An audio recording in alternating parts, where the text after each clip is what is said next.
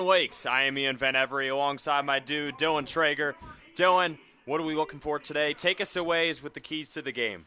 Well, let's just say we've got a huge night of Tuesday soccer coming up under the lights. Two great IHSA games, starting off with Lakes versus St. Viator. We got some great keys to the game. Starting with the Lakes side, a 13-game win streak for Lakes. You heard that right. 13 games. This is the IHSA playoffs. Momentum is everything, and Lakes has the needle threading. Staying on the Lake side, they've got 12 shutouts on the season. It's been a brick wall in net from the combination of Grace Coughlin and Grace Heener.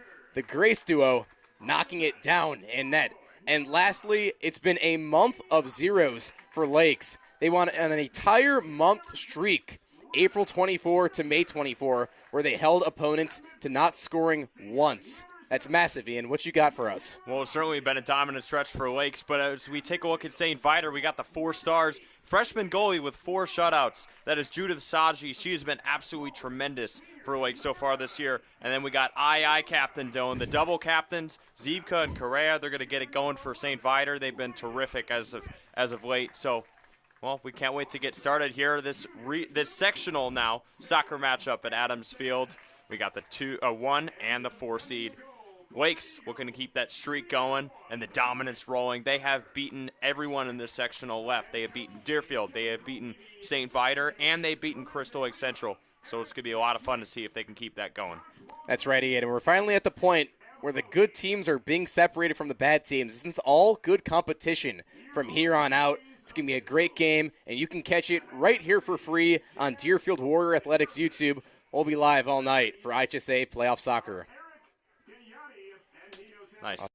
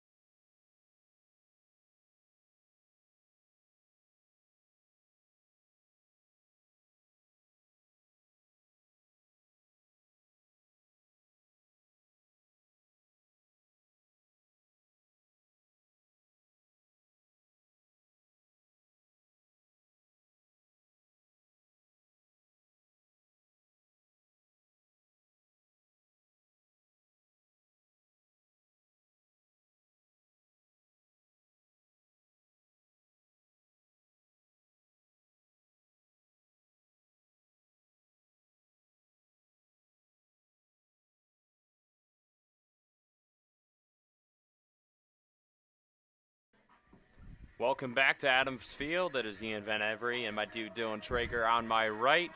We're almost set for game time. It's sectional time from Deerfield High School, but it's St. Viator and Lakes. Dylan, what are we looking for in today's matchup?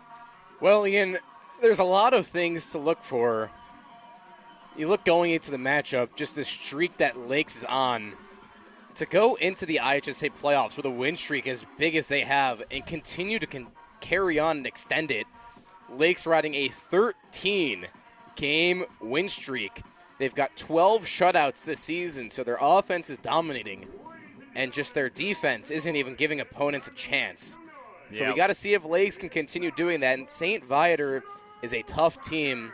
So if Lakes can continue carrying in that powerful offense and defense, St. Viator could be in early trouble.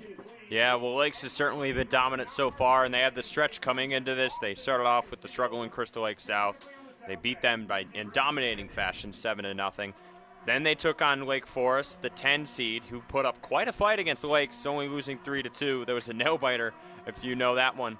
And then now, third matchup of the playoffs here against St. Viator. Well, St. Viator has been no slouch either, but they did not defeat Lakes in the regular season.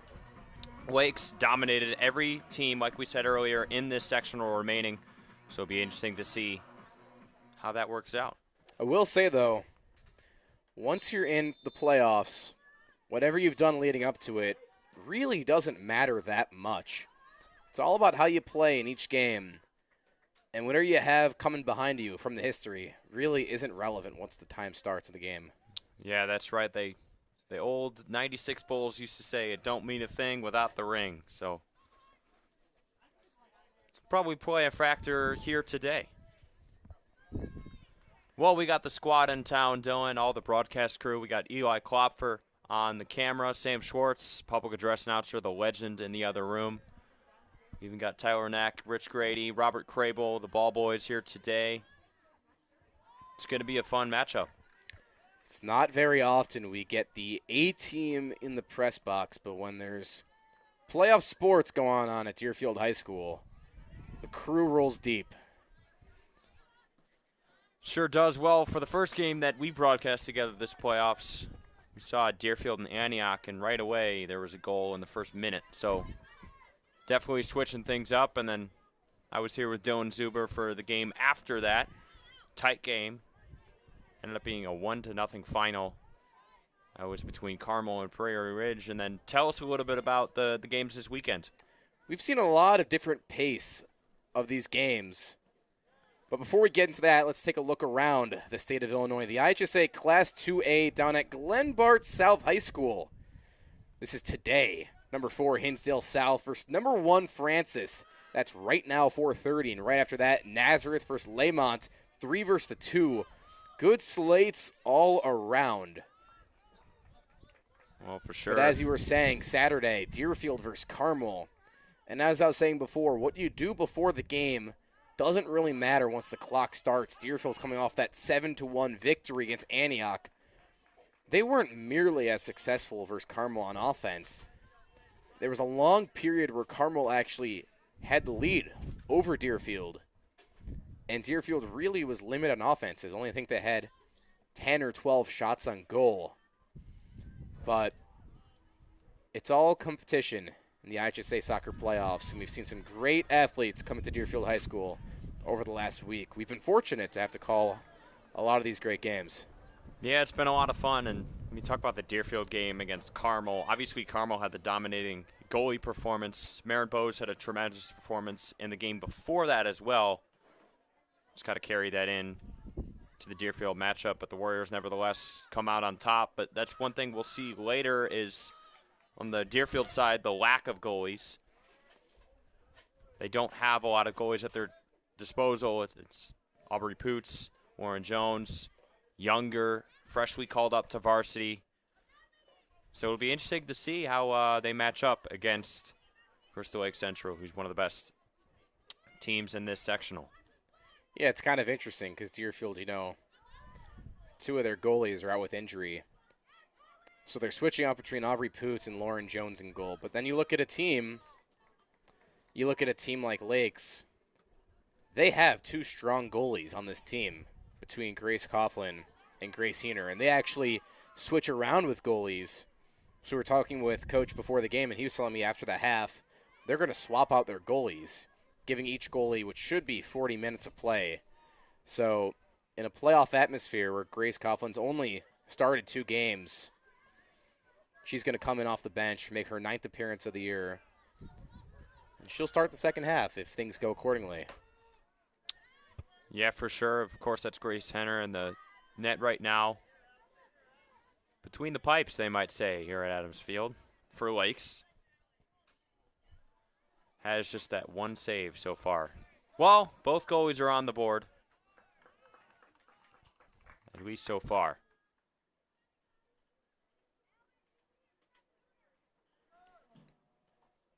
A beautiful afternoon from Paul Adams Field at Deerfield High School. Fortunate to get some good weather today. 66 degrees. Let's hope that cloudy. hope that rain holds off. Don't want any of that. What we saw last week. Very unlucky last week. Ended up being a 2-day regional instead of a 1. All I ask as a broadcaster is if I can have the window open to the press box and not get cold. It's pretty enjoyable to call these games when it's like that. Definitely is. Also when the wind blows, your sheets don't blow away. You ever have your game sheet blow out the window and into the stands? People start reading it. Not into the stands. I've had it blow behind me. So I was taught last summer to always bring tape with you when you broadcast a game and tape your sheets down. Because it will happen. It's always going to have some wind when you're a little elevated. Well, we're a little over 5 minutes into the game right now. There's been no goals, obviously, so far. Some more offense coming from the Lakeside. As that soccer ball just went on her back and said, let's go for a ride. For anyone just tuning in, Lakes, the 1 seed, rocking the blue and red threads. St. Viator, the 4 seed, in all white. It's the IHSA Class 2A Deerfield Sectional Semifinal. Bit of a tongue twister. Sure is. Well, both of these teams had a little bit of travel, not too much. St. Viator coming from Arlington Heights, about a 20-30 minute drive. But Lakes come from Lake Villa, which is around an hour, I would say. And if you know anything about Lake's home field, they don't play on turf. They actually play on a grass field. And their grass field is oddly shaped. And it's definitely a lot different than this new turf that we have here at Adams Field. It's going to be a much different playing surface for them, something they might not be used to. And that was one thing that Coach Rich Grady of Deerfield was talking about when they're looking if they have to play Lakes in the next game. Well, we know that they're not going to be used to this field, and you might see a different team. Definitely Robert helpful. Grable with the ball right there.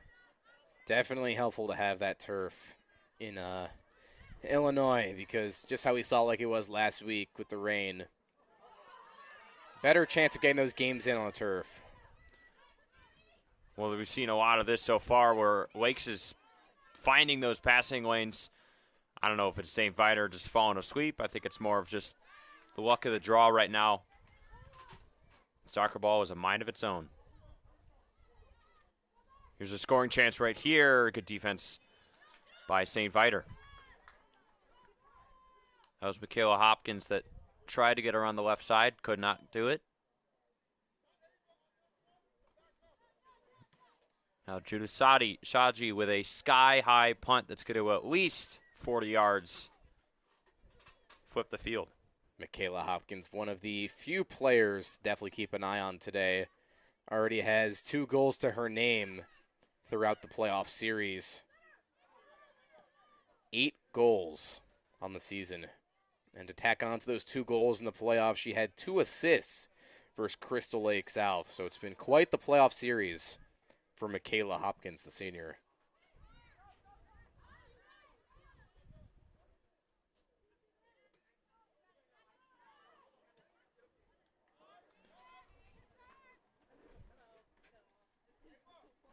Well, we're going to have a little goal kick on the Lake side. There's been a lot more pressure for Lake's offense right now. Grace Henner in between the pipes has not been busy so far for Lake's community. Lake's community with 5 different girls scoring goals across the first 2 playoff games versus Crystal Lake South and Lake Forest. Goals from players including Ella Sager, Cece Hopkins, Michaela Hopkins, Hannah Rojas, and Dylan Miles.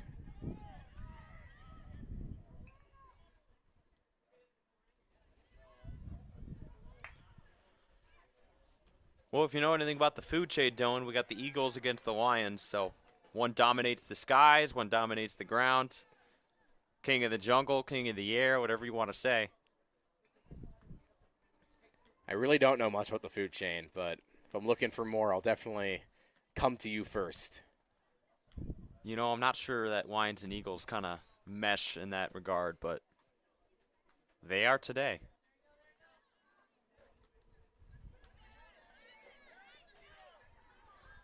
Lakes, of course, dominated their conference in conference play. They went 7-0. We're in first place in the Northern Lake County Soccer League.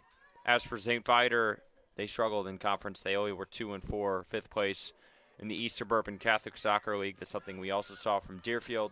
They were actually in last place in conference, nevertheless able to get a 3 seed. And we saw teams like Carmel Catholic. They had a high seed, 2 seed in their conference later on. And that's a Lakes team that, even though they dominated their conference, they started the season off 2-2. And they were able to recover from that. A 13-game win streak to this point, going from 2-2 to 14-2, 7-0 first in the conference. They entered the game ranked 31st in the state of Illinois, 177th in the nation, according to Max Preps. So they definitely have the history of winning this season under their belts. Yeah, and later we will see Crystal Lake Central, who had the second place in their division. They played really well this season. 8-1 in conference in the Fox Valley Soccer Conference, which is not an easy conference to play in. And right off the bat, Judith Saji, St. Viator's goalkeeper. I keep saying how far she goes out. We keep seeing her almost go to the 15, 20-yard line, and you see that's her defensive approach, is inching out, being a part of the game, and providing more of an impact on defense. There's this first spark of offense right now for St. Viator. They haven't really got anything going on the offensive side right now. Long shot. That one's going to come in at least 10 yards. Easy save. One of the easier ones of the day for Grace Henner. And Lakes will start up another attack. Well, yeah, for sure what we see from Judith Saji is she, even right now, she's playing at the 5-yard line, and when we see her take it up, try and clear it, she goes all the way to the edge of the zone, maximum distance on her punts, and then when the pressure comes, she's well out of the goal. Sometimes just the goalie style or what they want to do, some dribble moves. Fancy. She's still going. Another scoring chance. She will have maybe a shot. And it's the first call for Lakes. Fancy dribble move. She took it all the way in by herself. Leah Rojas getting it done on the offensive end. Well, we see the dribble moves right there. Take it away, D. And you see Rojas kind of gets to the side, a little bit cut off there. She had her shot. No one was even on her. She said, if you're going to leave me open, I'm going to make you pay. Rojas, her third goal of the season.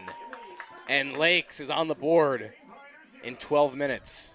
We saw Rojas kind of cut up midfield and then split 2 defenders, work around them, go to the left side, but then on the shot, she took a look and she went mega top shelf. Out of the reach of Judith.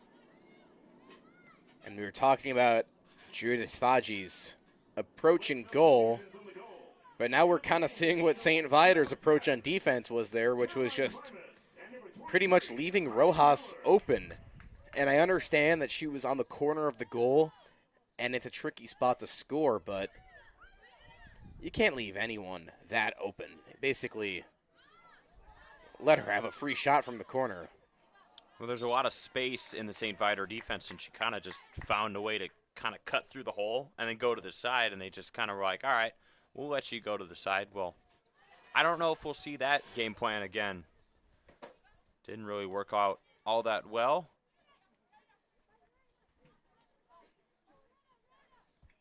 That's Leah Rojas, the sophomore, with the first goal of the game. It's her third of the season. She's got 3 goals now and 1 assist.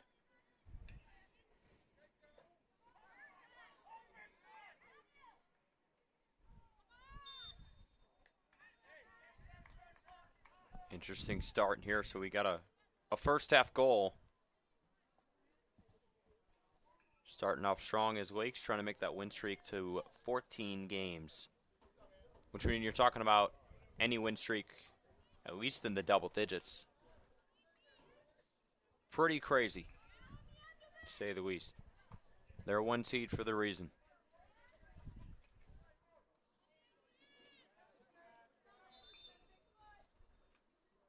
Long boot out here for St. Viator. They're going to take the shot right away. Not sure if that was intent, miss, but be an easy pickup for Grace Henner. And she will boot it away.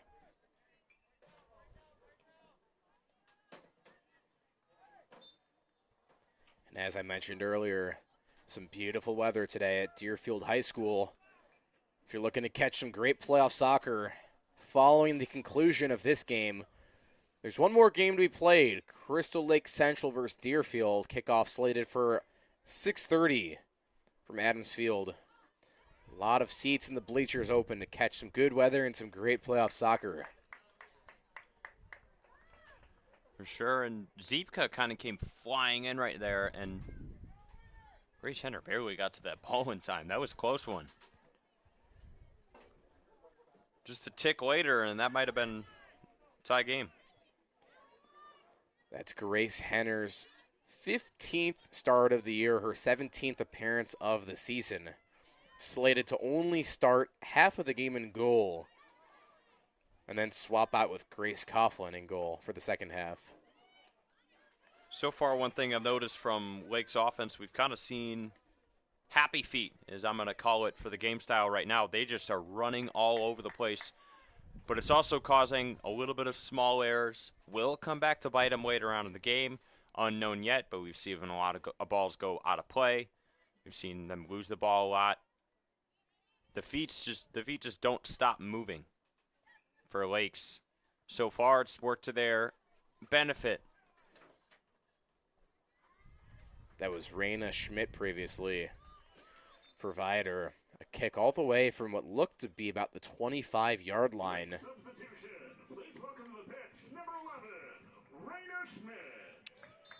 Raina Schmidt into the game, the junior forward for Lakes.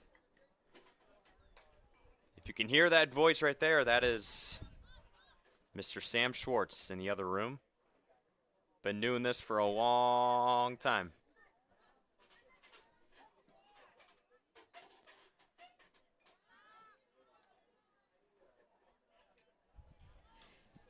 So we're going to see a throw in right here. That is Robert Crable making his way down to get that ball. We thank our crew on hand here today. Powered by DSI, Deerfield Sports Information. Student-run club here at Deerfield High School.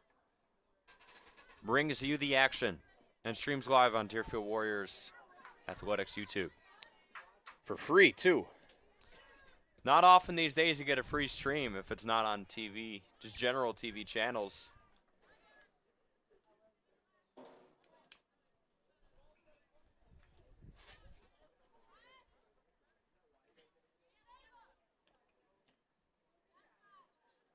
No, we just got to hope they don't have to pay your price here in the future. Dylan Traeger might start getting way more expensive, folks.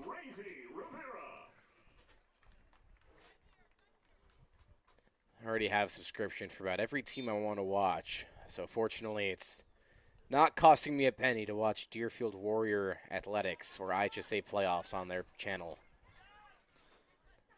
It's a good thing. Keeps the wallet safe. Lake's on the turnover here. Excuse me, that's Viator on the turnover. Lake's taking it, but the ball's really staying in midfield as it has for the last 5 minutes or so of gameplay, besides a couple throw-ins near the Lake's goalie. Ooh. That's Camila Fuentes taking one off the upper body. Took it right off her chin as it looked like, but got up, walked it off like a boss. Still playing on. Whistle blows. As I think Fuentes is going to make her way off the field.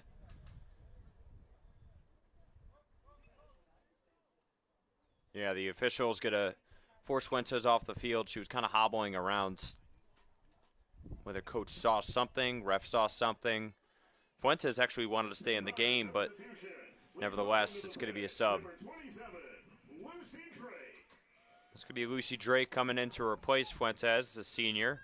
Well, Fuentes, as we talked to the coaches earlier today, they told us to watch out for Fuentes in this one, but early exit, we'll see if she's okay. Hopefully she can make a return in a couple minutes or in the next half. I see one of the coaches kind of looking at her upper body or face. Definitely looks like she got pelted somewhere in that area with the ball, which is not a good feeling. But as you were saying, they were telling us Fuentes is the main girl to keep an eye on in any given game. She's only a sophomore, third in the team in assists per match.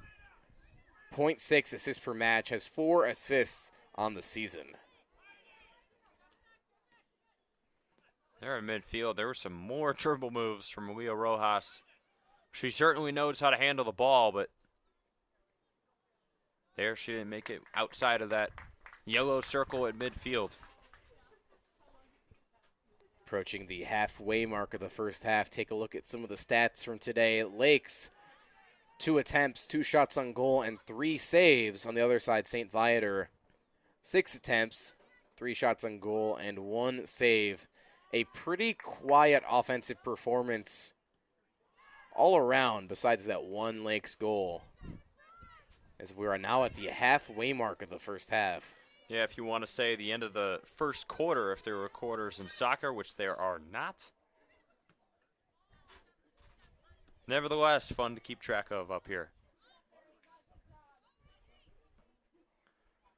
Every time I look at these Lakes jerseys, I think immediately of the Kansas Jayhawks. I don't know if you've gotten that thought yet. But I actually have, now that you bring it up. I think it's an awesome color tone, having the red and the blue, 2 colors. There's another scoring chance for Lakes. A shot. Oh, my God, what a save. Judith Saji just laid out and snatched it right away from Rojas on the right side.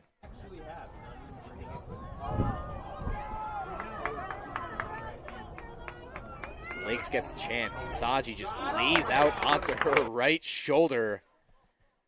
No harm, no foul. Saji now has 22 saves on the season. She averages 3.3 saves per match. Only a freshman and making starts in the playoff sectional semifinals. Very impressive stuff.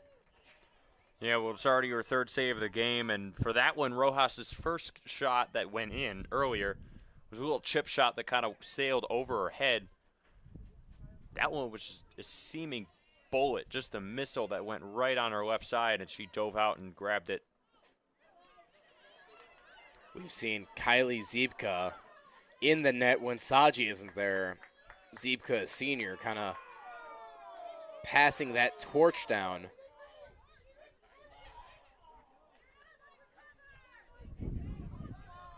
See a little confusion right there. Lakes picked up the ball at first thinking it was theirs. Crowd didn't like it. Nevertheless, took off about 3 seconds of the game clock and we're back to action.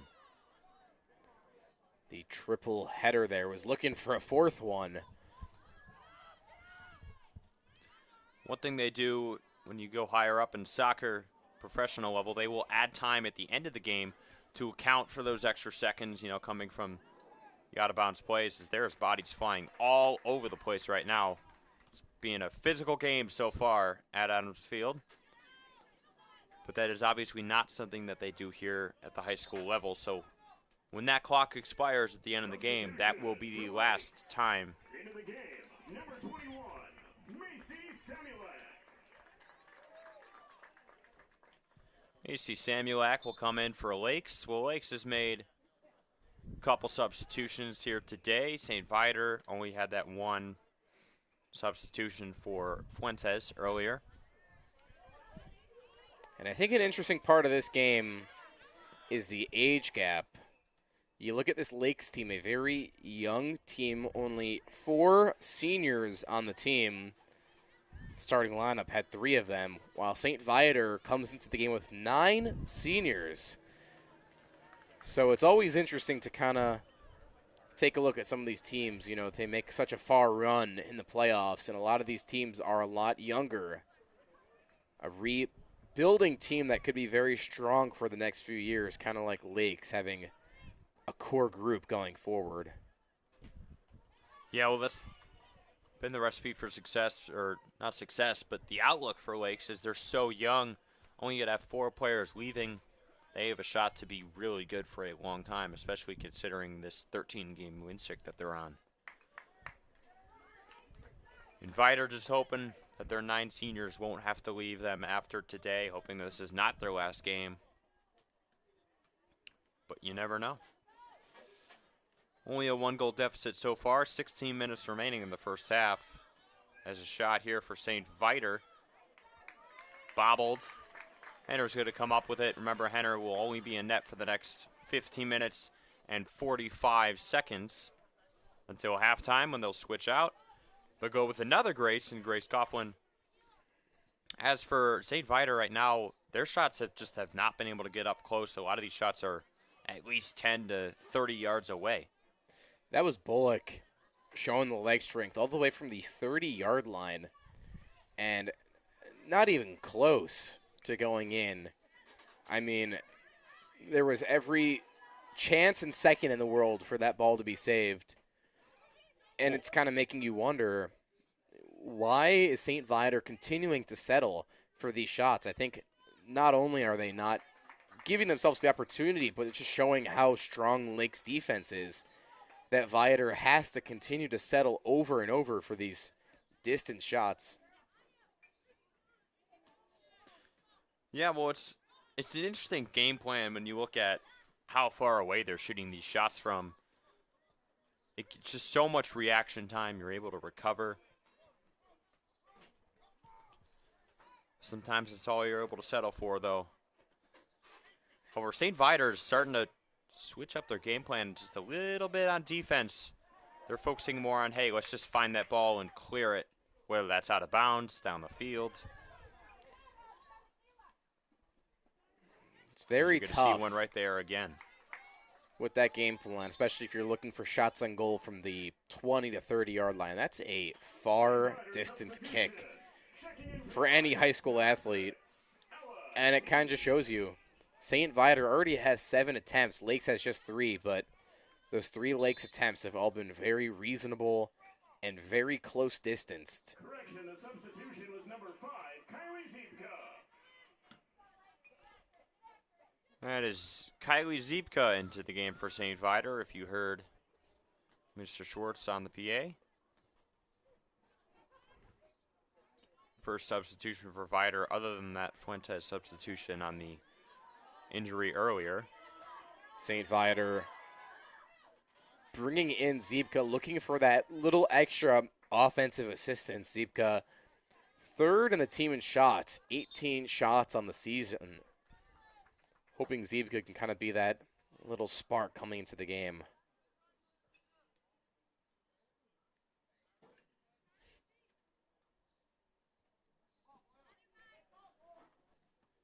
Well, we got 13 minutes remaining in the first half right now. Ball still staying at midfield. St. Viator trying to get something going right now, but the last couple of minutes we've seen excellent defense on both sides. It's kind of been the battle of the midfielders so far right now. And just a reminder, the winner of this game will face the winner of the Deerfield versus Crystal Lake Central game. That championship game will be played this Friday right here at Deerfield High School. 4:30 p.m.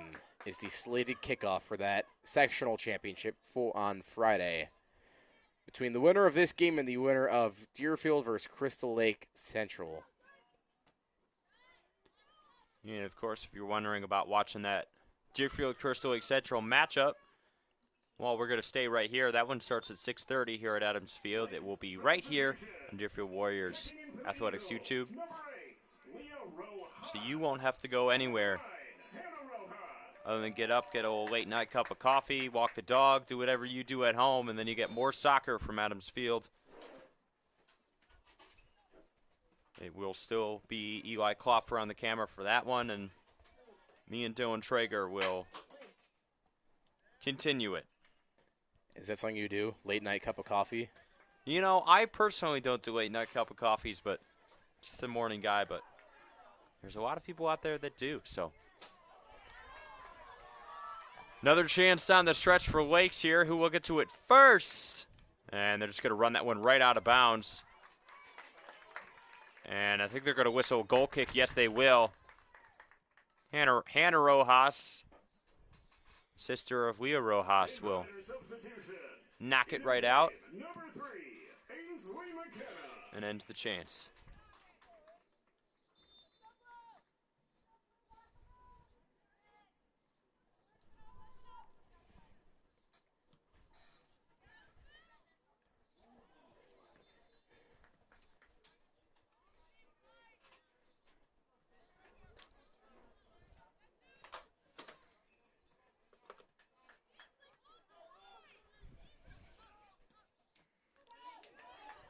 Long chance here for Lakes. Good play by Judith. Judith Saji, let me tell you, has been terrific here so far. Only giving up that one goal, but Lakes' offensive attack has been on point. Some great goalie action here today so far. St. Viator saying, you know what, let's just flip the field, run right down. And Lake says, no thank you. And you really see Judith Saji in goal. Loves to get dirty, and she'll throw her body down on the ground if it means she can save the ball. Well, we're going to have the first corner kick of the day for either side. This one's coming for St. Viator. Willie Konopka is going to take this one on the quick attack found by St. Viator earlier, as they are just crowding the goal right now. Little chip inside. It's going to get knocked right away. Good defense by Lakes. Lakes leading 1-0, 9:20 on the clock in the first half. Almost looked like Heidi Muir kind of knocked that one away in front of the goal there on the corner kick.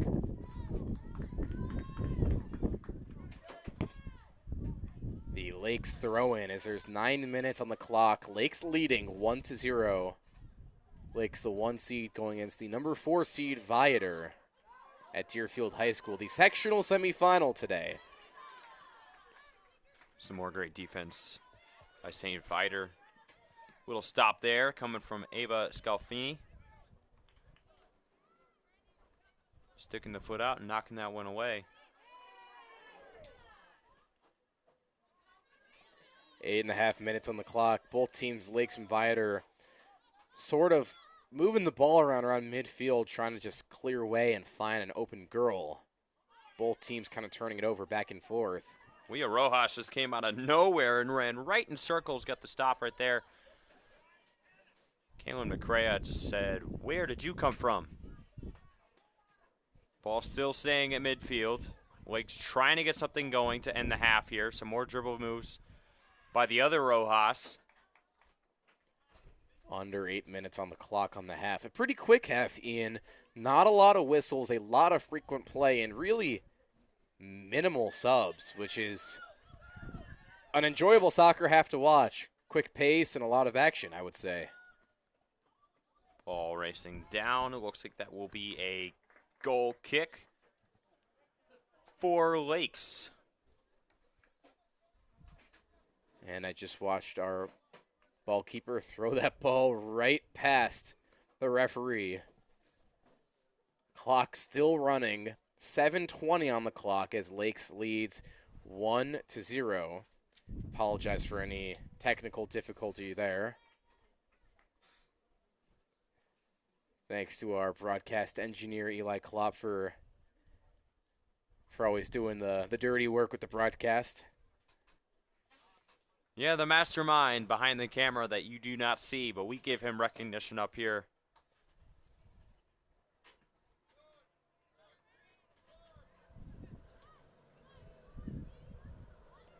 Lakes currently leading 1-0. Lakes with 4 attempts, 3 shots on goal, and 4 saves. They are yet to have a corner kick. Viator, on the other hand, being shut out through the first half. 4 attempts. Correction, 7 attempts, my mistake. 4 shots on goal, 2 saves, and 1 corner kick. A pretty evenly matched game all around. Not a lot of offense from either side. Substitutions. Into the game for the Lakes Eagles, number 12, Taylor Enickstead. And for St. Vider, Taylor Enickstead is into the game for Lakes right there, as well as Addison Pollock. And Viator continuing to bring in girls they think can help with the offense. Bullock, one of the starters, second on the team in goals per match, 0.4 goals per match this season. She's got 3 goals on the season, tied with Kaylin McCrea for 3rd most goals on the year. Well, now another scoring chance to end the half here for Lakes, but good defense. That's going to get shoved right out of bounds. It will be a throw-in, so we'll see if Lakes can get anything going right now. Has some unbelievable defense by St. Viator. Man, just plowing that ball, clearing it right out of the zone, making it look easy. They don't want to let any more goals by after that one we saw early on. Almost a 30-yard boot there. We'll take you around some of the other IHSA Class 2A soccer matches down at Waterloo. 2 Marion versus 1 Triad. Triad's got the lead in the first half. We might see a shot right here for St. Viator, but the ball's going to get away from her, and it's going to be a easy goal kick coming up. And you saw that as a good opportunity for Viator, but at the end of the day, it was a 1-on-3 for Viator.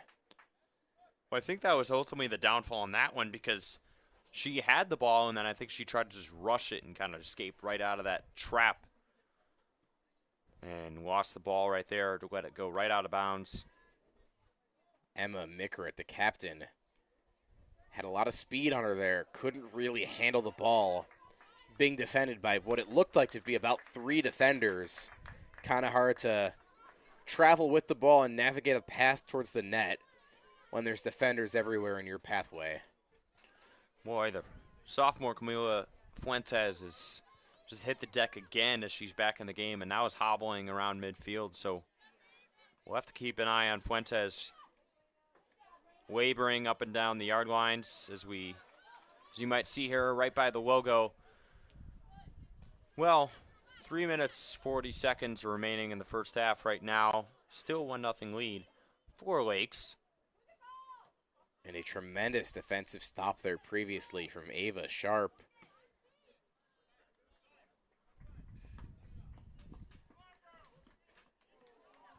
That ball's going to bounce right in the stand. Someone's going to get to throw it back to Robert Crable right there. He thanks him. He takes the ball. He gets set for the next one. Well, we're back in the scoring zone for St. Viator. However, Lakes has the control of the ball at the moment. Fuentes wants to go right through the 5-hole, but a perfect pass and a perfect shot. Save from 30 yards out. Another one that's chipped in from a long distance and an easy save for Grace Henner.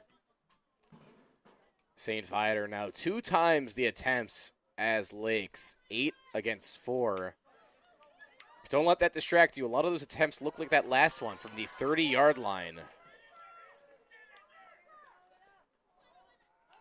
And a tough play there as Raina Schmidt came hustling to try and get a shot up from the side. And a weak dribbler on the turf for Judah Saji to pick right up and scoop and throw away. Little over 2 minutes to go in the first half. A super quick half. I think one of the quickest ones we've seen. Leo Rojas is going to have another shot right there. Good save by Judah Saji. Able to fall right on her right. Towards the post went the shot.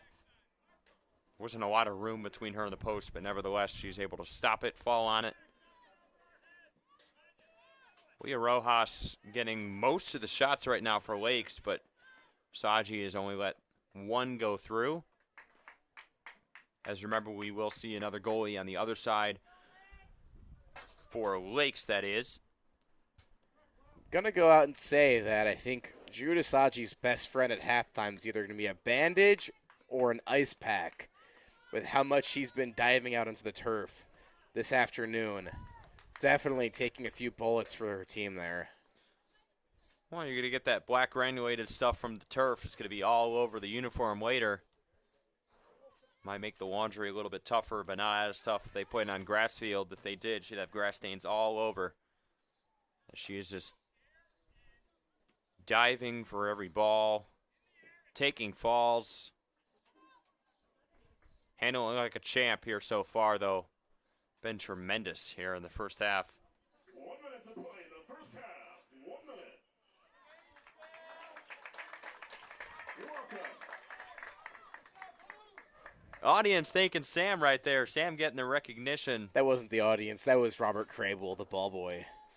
Or was that Robert? Robert and Sam, great relationship. Robert, another tremendous public address announcer that we see at games. Deerfield as Lakes is about to have their first corner kick of the half, and they only got 30 seconds to do so. Gonna have to really hurry things up. One last chance to score. And that one's not going to come close to the field of play, as the great Bob Euchre would say, just a bit outside. And number 25, Catherine. And for the remaining 15 seconds of the half, St. Viator 9. will have possession from the goal kick, and I think they're just going to stall this one out. It's going to be a 1-0 half show for Lakes. 0. And a pretty quiet half there besides that early goal.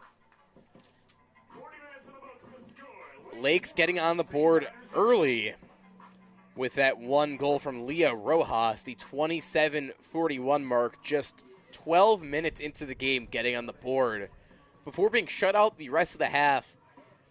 And while I'd like to say it's anyone's game from here on out, the one thing that I've noticed is really just how poor St. Viator's offensive performance has been. Ian, if you want to talk a little bit about that. St. Viator's lack of offense, as you will, from within 20 yards. I mean, every shot that they have taken has been within the 20 to 30-yard range. Maybe we've seen some at the 10, but there hasn't been anything up close.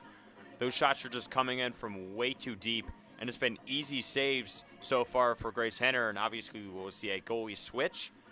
But if those are the shots that St. Viator's going to put up, I don't think Grace Coughlin will have too much of an issue when she comes into the game here for the second half. So St. Viator's going to have to change something about their offensive approach, get closer to the net, and switch it up.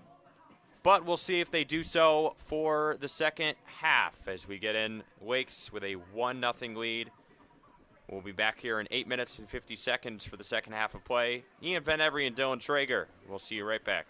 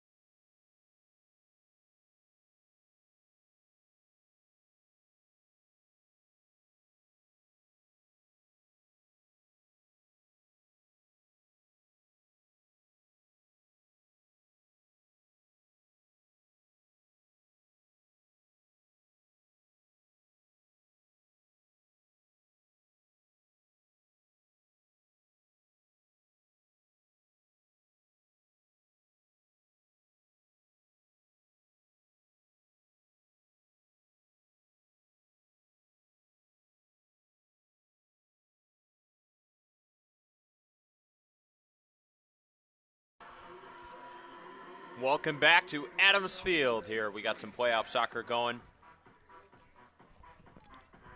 We got some playoff soccer going here at Adams Field. It is Lakes against St. Viator. Well, we saw some great stuff in the first half. We saw one goal from the Lakes side, and their offensive attack has been much, much better. Good defense or goalie performance from Judah Saji, but we've also talked about the lack. We've also talked about the lack of offense for St. Viator. Their shots coming from a longer distance. Dylan, take us through the outlook for the game right now. What are you looking for here in the second half? It's been Leah Rojas with the one goal for Lakes. But I think the one thing everyone's looking for is offensive production. Lakes only with 3 shots on goal from 5 attempts. And St. Viator, on the other hand, really settling for some poor shots. I don't know whether it's a lack of footwork and being able to get and cut to the net, or just Lakes' defense is too strong. But their 8 attempts all have been mostly between the 15 and the 30-yard line. Yeah, we'll see if they can switch that around here right now as Anya Silver did the honors of kicking us off here in the second half. Remember, we have a different goalie for St. Viator in net. That is Grace Coughlin. As we just saw, Crystal Lake Central just arrived. That's for to Lakes. The stands. That's for Lakes. Lakes switches My out their bad, that is goalie for Lakes. for the second half. An interesting technique they're using, but the Lakes goalie now on the far side of the field on the left is now Grace Coughlin, making her 9th appearance of the season. Only has 2 starts across this year.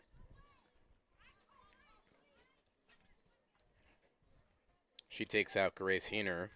Heener making her 15th start, 17th appearance of the season. Interesting tactic you will see, especially in the postseason. It sounds almost more like something for the regular season. Nevertheless, though, will be in use here today.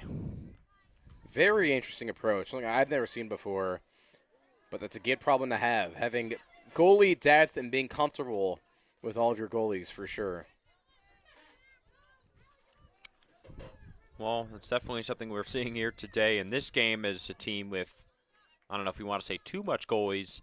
And the next game for Deerfield, a team with a lack of goalies, is Robert Cravel with a good catch at the bottom of your screen. Maybe you saw him, maybe you didn't, but we'll give him that credit. He's smiling. He's having fun. That ball just went pop up out to center field, and Robert Cravel came up with it. He's not just an announcer. He can do it all.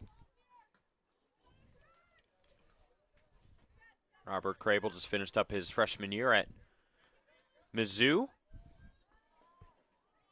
Nothing but good things for Robert so far.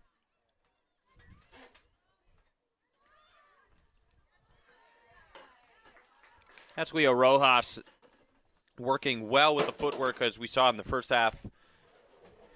Good defensive plays right now. So far it's been the Rojas show, if you will. Both Leah and Hannah Rojas have been tremendous with the ball, footwork, taking a lot of shots, good defense.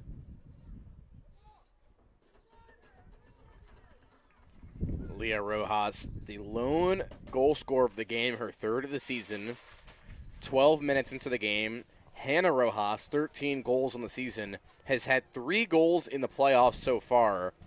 2 on Crystal Lake South and 1 on Lake Forest.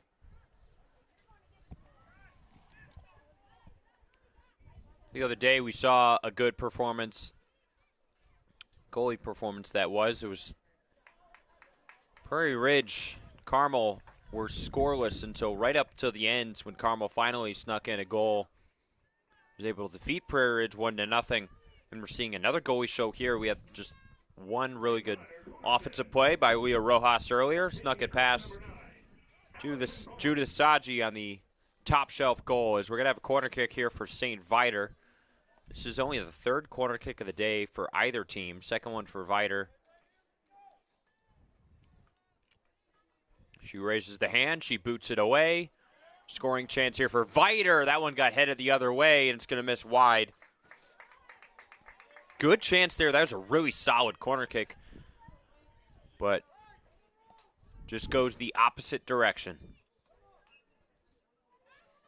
And I think Viter looking to take as many attempts as they can from inside the 15-yard line. I think that's their biggest goal for the second half. We saw them shooting way too frequently from outside the 15-yard line. It really prevented them from having success on the offensive end.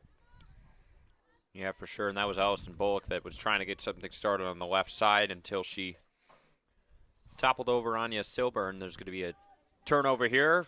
Be Lake's ball. We'll see how St. Viator wants to approach that on the offensive side. Question is, will they be able to get close enough to have those shots?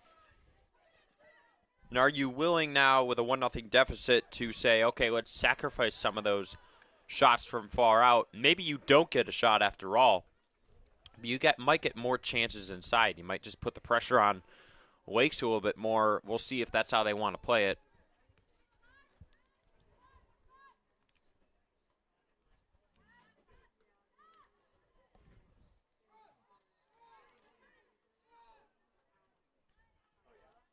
St. Viator looking to save what could be an offensive opportunity.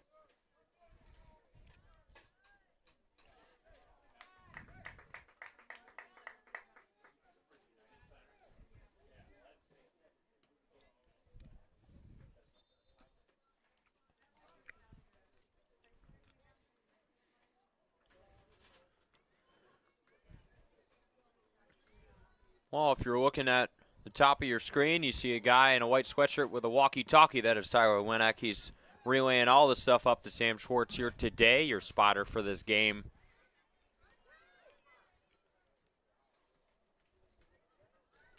Remember all the action from Deerfield Sports Information, DSI. One of the few schools in the state that really give students the paid opportunity to get repetitions at all positions game day related. Public address announcing, sports broadcasting, scoreboard operating, stats, among others. And that was a half kick almost from Judah Saji. It looked like it went about 40 yards on the half kick, making it look effortless. Only a freshman in the net in playoff soccer.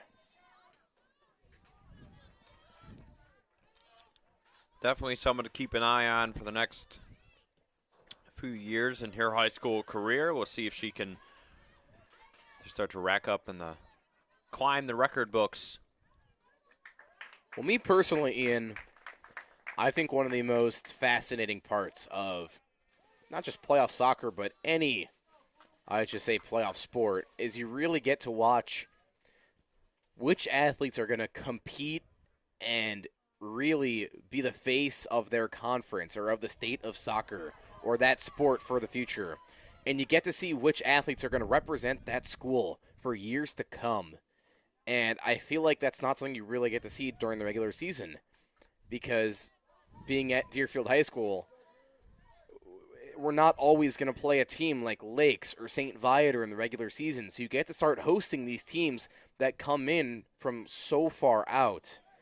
And that just gives you so much more exposure to the talent across the state. Yeah, definitely. And Fuentes is really frustrated right now with the officiating. She just hit the deck once again. But, yeah, when you're talking about, seeing these teams that come in from farther out, it's almost like you get to see full talent on display. And a scoring chance right there. Somehow that almost found its way in. St. Viator was looking for their first goal. I think actually Grace Coughlin got a little lucky right there. I don't think she was on top of that ball from the jump. I don't think that was an intentional shot, but well, we were talking about the deep shots from St. Viator. They almost just got their deepest one of the game to go in. But nevertheless, it stays a 1-0 lead for Lakes.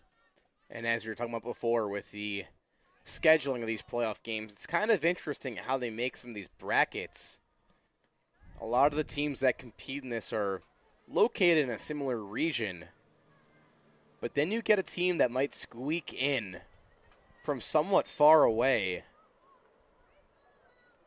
Deerfield relatively close to St. Viator and Lakes, but then you get a team like Wakanda or Cary, Central Grove.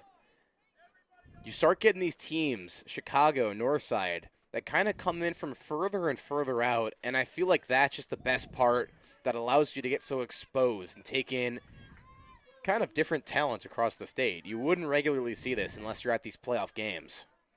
Now, only a couple teams you might see in the regular season or close in this sectional. I mean, you got Wake Forest that's just down the road.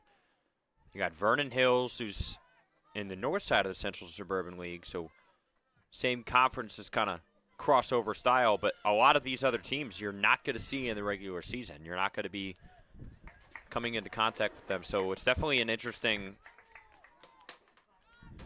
It's funny enough, but Deerfield played Lakes earlier in the season. Lakes came out strong, took that one 4-0. Lakes had 4 different girls score a goal in that one. But it's kind of funny how things play out, and a chance for those two teams to face off again later this week. Well, yeah, and when you look at Lakes, I think pretty much all of these teams remaining in the sectional have faced each other, and Lakes has beat all of them. They've defeated St. Viator in the regular season. They defeated Crystal Lake Central in the regular season. They defeated Deerfield in the regular season.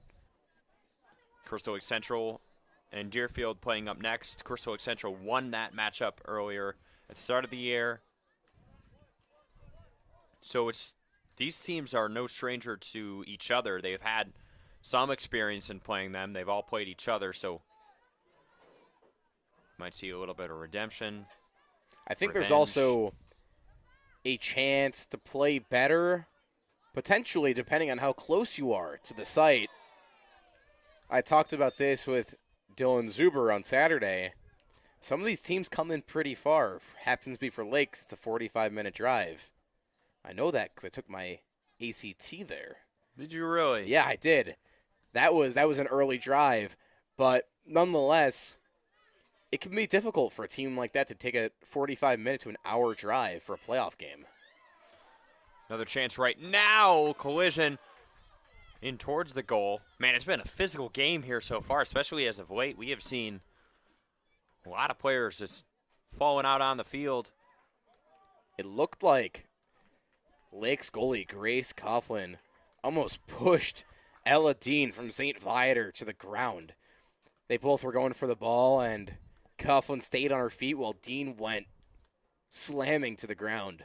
We're going to have an exit here for St. Viator. Official saw something, wants to stop it, asking her to leave for a little bit, get checked out.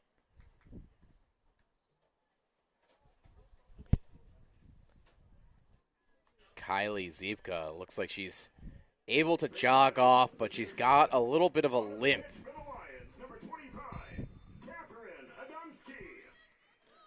She's going to get checked out. She's got her hands on her knees over by the 50-yard line. Talking with the coaches, but she's definitely got a limp to her. Well, the senior and what she hopes does not have to be her last game, as there's a chance right there, and that was somehow going to go in out of nowhere. St. Viator ties the game on a ball that went right past Grace Coughlin. A lucky goal for St. Viator, but they will take it, and we're going to have a tie ball game. All the way from the 15-yard line, and Grace Coughlin standing sort of out of net, kind of just watched it go right past her, almost thinking, if we take a look, the ball goes towards Coughlin, it gets past her, and she walks towards it with no hustle, maybe thinking it's not going to go in. But St. Viator's 11th shot attempt of the game from the 15-yard line this time. A success, tying it back up one apiece, just 27 minutes on the clock. Well, Dylan, I wonder if they were listening to us at halftime and how we were talking about these deep shots, how it's not really working so far for St. Viator. We talked about the goalie switch for Lakes. I even said if Coughlin comes in, that's the shots they're going to take. I'm not really sure how difficult it will be for her, but that's actually the second time that we've seen her mishandle one of those shots. The first one obviously went wide. She got lucky that one got deflected, but then you see this one where she just completely lost it and allowed it to go in. So an interesting way to tie up the game. Now the St. Viator crowd can breathe a little bit. Ava Scalfini of St. Viator, the official goal scorer. That's an unassisted goal scored by Ava Scalfini, the senior. And yeah, Ian, we've been talking about those deep shots. I think that's a good shot for St. Viator to get in. That's not a shot that goes in against all the goalies. I think that was played pretty poorly or incorrectly by Grace Coughlin in net by Lakes. And, hey, it can be difficult sometimes to defend those deep shots. You never know how they're going to bounce or who's going to stop it in front of you with your defense. So St. Viator gets on the board halfway through the second half, and we're all tied up at Deerfield High School. We are yet to see a tie go late into the game on the Deerfield bracket of the IHSA playoffs. It's always been one team taking a charge and getting ahead.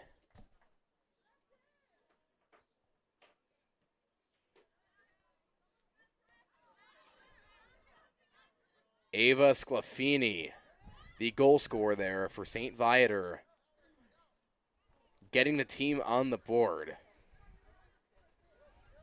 Well, I mean, definitely a positive break there for St. Viator, but like you said, that's not a shot that's going to go in against most of these teams in the playoffs. So, well, they will need another one if they want to take down this game. So will Lakes. Of course, remember, there is a shootout postseason play, so if necessary, we still have 25 minutes until that point.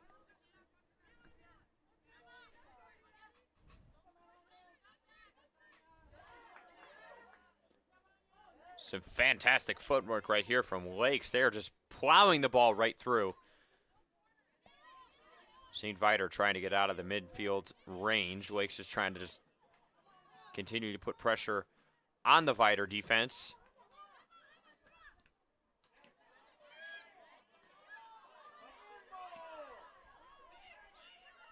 And I think Michaela Hopkins wanted a handball right there on St. Viator. She kind of just, ball came up and she nicked it with her, what looked like her wrist area, but it's tough to tell.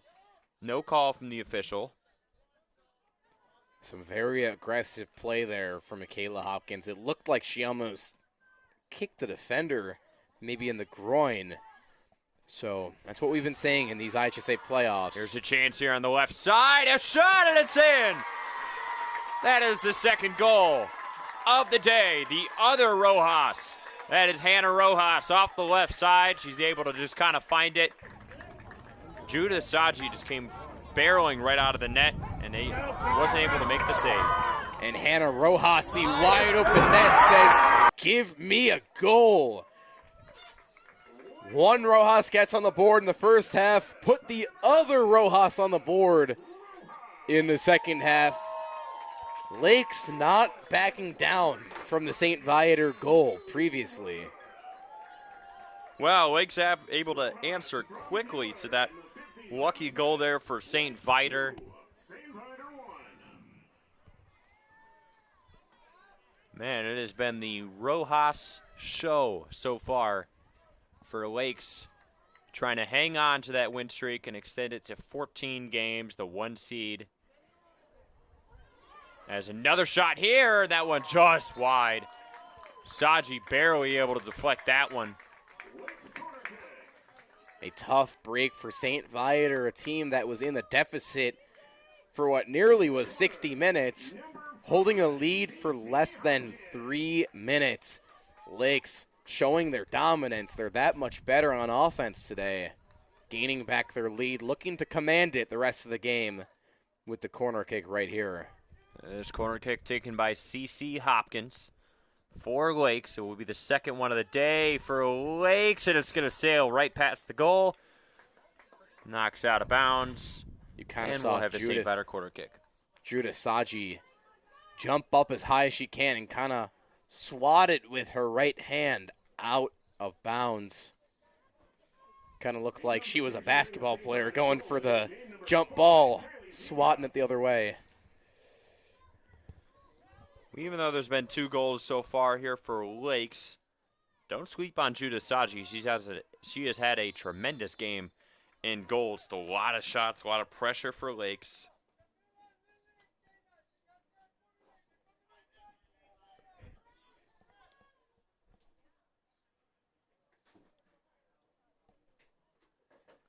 As we'll have a goal kick here for St. Viator. They will try to respond. They have a little over 22 minutes to do so now before regulation runs out on them. Let's see if offsides will be called on this one. None yet, and a good stop. That is Fuentes, who has had her struggles here today. Been a physical game here. Another scoring chance. Good shot. Good save. Judah Saji just came barreling out and found that ball. Man, that's been one recipe for success for Saji. She's able to locate the soccer ball and take it away before any chances can happen. She's not allowing any rebounds. Something that we have not seen this half from Grace Coughlin on the other side. And Lakes with that offensive possession. It was Leah Rojas, the final girl to touch the ball from the Lakes side.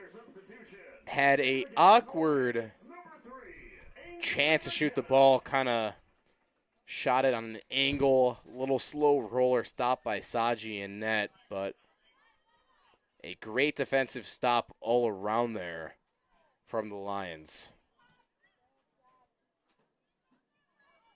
The battle of the food chain, as Ian Van Every once said. Lions versus the Eagles. Yeah, it's an interesting matchup. I don't think they connect in the food chain, though, Ian. No, I think one is the king of the jungle, one is the king of the skies. So definitely after this Memorial Day weekend, the Eagles, very more prominent mascot that you will see here today, the symbol of America. Of course, we honor those who gave their life for this country, as Memorial Day was yesterday. So far, the Eagles, the king of the sky, is up by 1 over the king of the jungle, the Lions, as we have a goal kick here for Lakes. Now past the halfway mark of the second half, over 60 minutes of soccer competed between St. Viator and Lakes. We are entering quarter number 4 of the game, if you will. Halfway through the second half. Only 1 goal needed for St. Viator. So we might see a battle. St. Viator is going to start playing a little bit more desperate. Like you said earlier, St. Viator with 9 seniors. So expect to see a lot of those seniors start to play with some serious heart. We'll see if Grace Coughlin can deny some goals.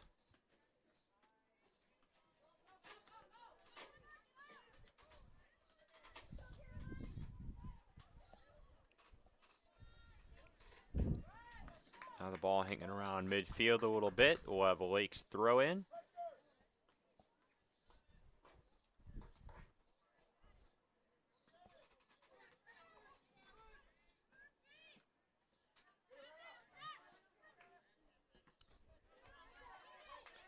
Here's a opportunity now for St. Viator. If they can keep it inbounds, they will not. St. Viator substitution. Into the game for the Lions. Number 7, Emma Mikrat. Kate Ziebka will have the throw in now for St. Viator as they try and get one more shot to the goal. Remember, all this pressure, all it takes is one shot to go in. Question is, with this fantastic Lakes defense, will they be able to get it to the other end of the field? And Dylan, as we were talking about earlier, I don't think they're going to be able to score on those longer shots, as we got a Scoring chance again here for Lakes. Oh, what a save. Judith Saji just laid out, put her body on the line, and makes the save and keeps it a 1-goal game.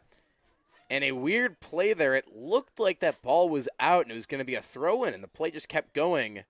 Saji ultimately getting kicked in the leg. You see her kind of holding her leg a little bit, grimacing, but a great play. Again, Saji putting her body on the line, protecting her team at all costs, hoping they'll return the favor.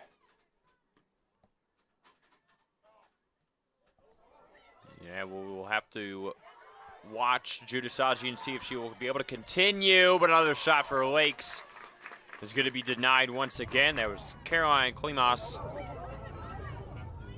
She comes up empty. Another save for Saji. Klimas, a breakaway to the right side. A line drive to the right of the net. Saji able to pick that off with ease. Like catching a football right at her hands, at her head. Another scoring chance here for Lakes. Saji's going to come right out. A dangerous play. She almost took a foot to the face right there. There's going to be a yellow card. Looks like on Klimas. Scary situation near the net there. Judith Saji, nevertheless, able to keep this a 1-goal game. Man, this game could very well be as well as 4-5-1 at this point.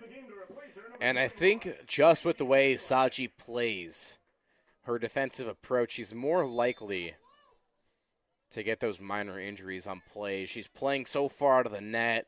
She's coming out and trying to attack the ball rather than letting it come to her.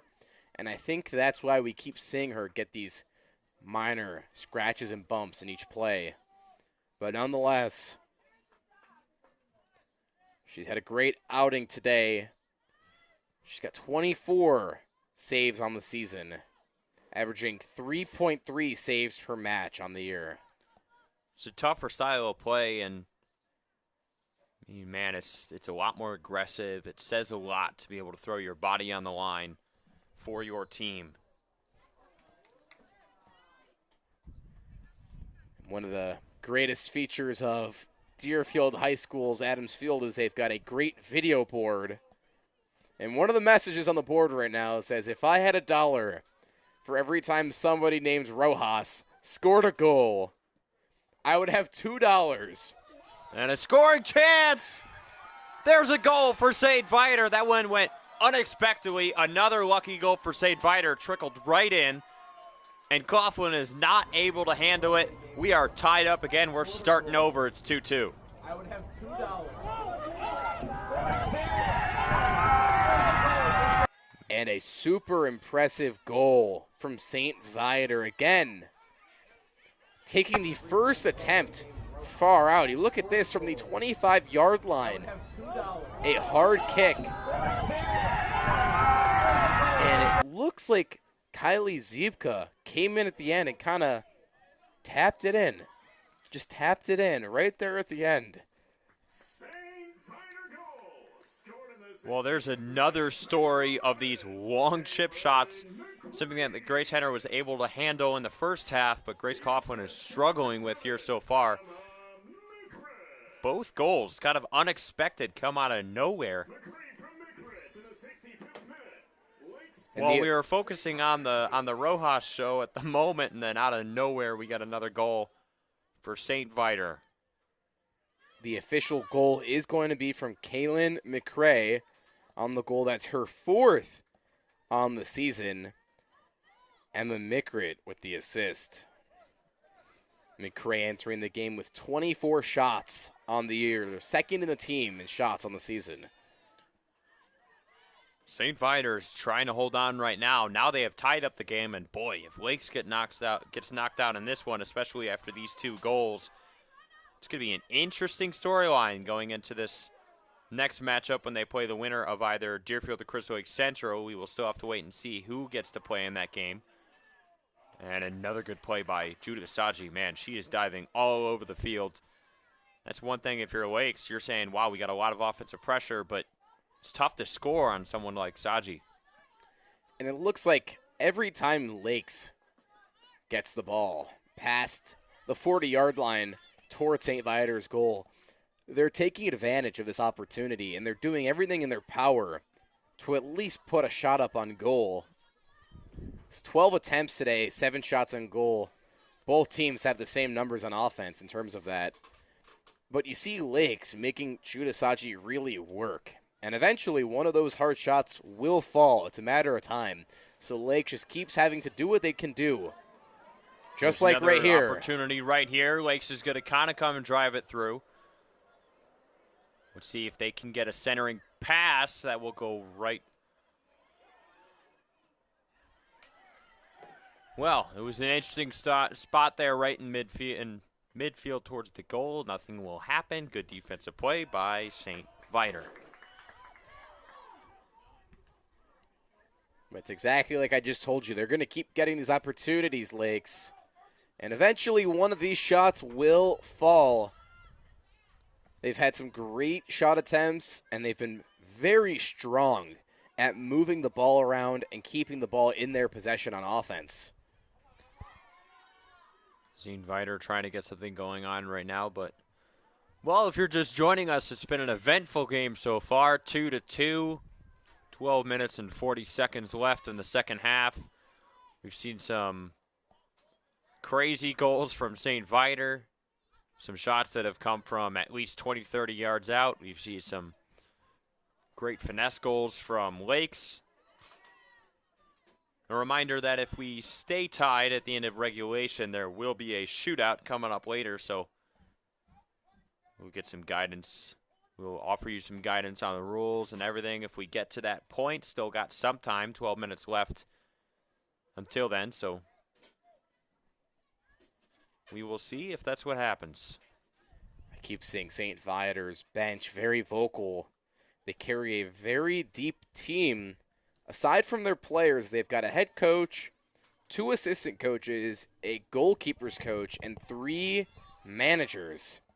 So they've got a lot of coaches and managers sticking their heads in the game and trying to be as much assistants to their players. It's definitely a driving factor, especially when you look at a place like Adams Field. All of the fans are on this side of the field where we're sitting right now, opposite to the benches. So when you get to that other side, your only cheering section that you might be able to hear is your teammates. So it's really important to cheer them on, and they've done an amazing job today.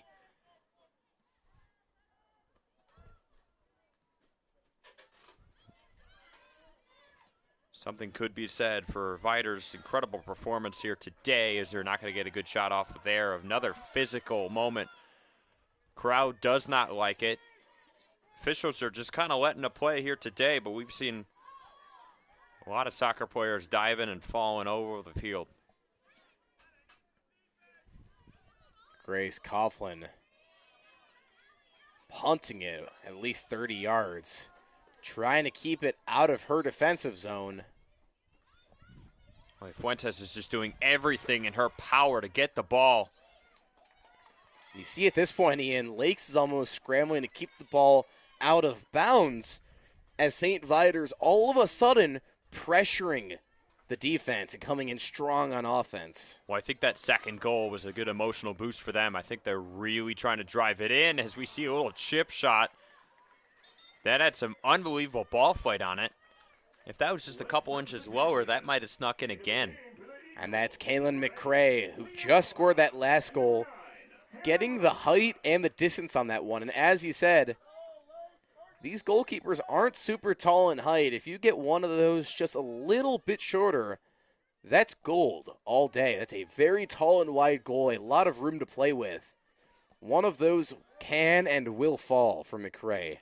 Boy, what a storyline it would be if Grace Coughlin lets another goal in from at least 20 yards out.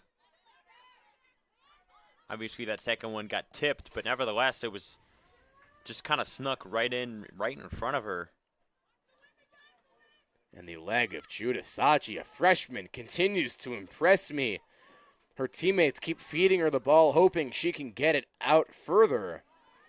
And she has come out of the end zone every time, made some impressive kicks from the goal. She's going to need to go ice that right leg. She is making it work right now here today.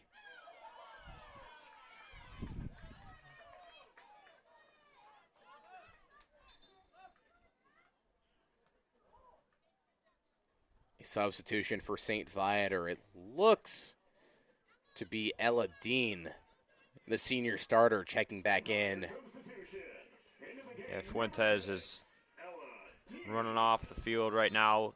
A little mini limp for her. She has had a rough game and very physical. We've seen Fuentes on the ground numerous times. Definitely has been taking a difficult course on her body on this game. Saji just realized she was almost out of the box right there. Was going to pick it up, and then she was like, wait a minute. It would be a handball. You see how far she ventures out of the box, and you were just saying it, but you got to be careful sometimes. We haven't seen it yet from her, but you got to be careful. Well, that's one thing that you might see, whether or not today or if they're able to move on later in this playoffs, see if she misses the ball or if there's a quicker player on offense that's able to run right by. When she's that far out of the goal, they could create some scoring chances for the opposing team.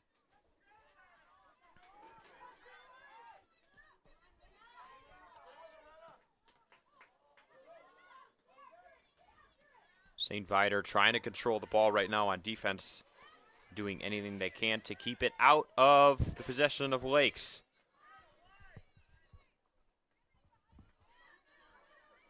The good thing right now for both teams is this is a tie game, so it could go either way. So there's not a team that's playing with desperation. There's not a team that's trying to defend as much. It's really just who wants it most right now, as we are under 10 minutes from now. It's 7 minutes remaining in the second half. Regulation time. A shootout, of course, will come up in 7 minutes if we do not have a decisive winner.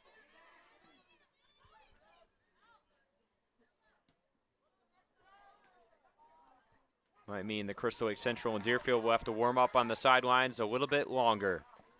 Ladies and gentlemen, can we have a nice round of applause for our ball boys? Good shot out there by Sam Schwartz, honoring the ball boys here today. As rebound chance, oh my gosh.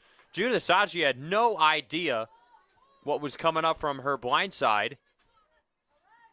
Hannah Rojas almost just snuck in and got another Rojas goal for today. So I'm sure that put the heart rate way up for Saji.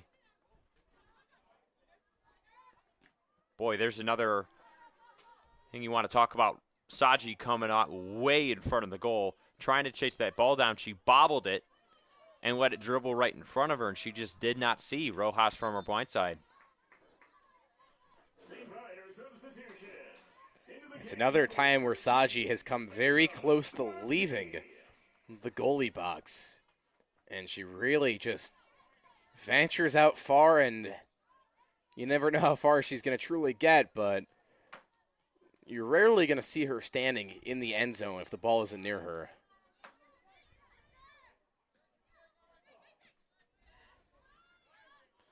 Something you don't see often from these goalies here.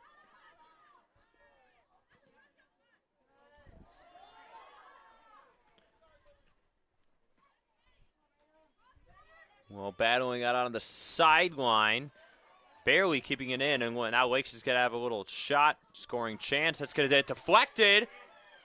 Oh, and it just misses the goal just high of the crossbar. Boy, that one was deflected by St. Viator unintentionally. Saji was trying to come out and get that ball. And that was going to be an easy stop for Saji until Ava Schlafini came in and kind of deflected it backwards, giving another opportunity to Lakes. And a fortunate opportunity saved there for St. Viator, something that could have easily turned against them.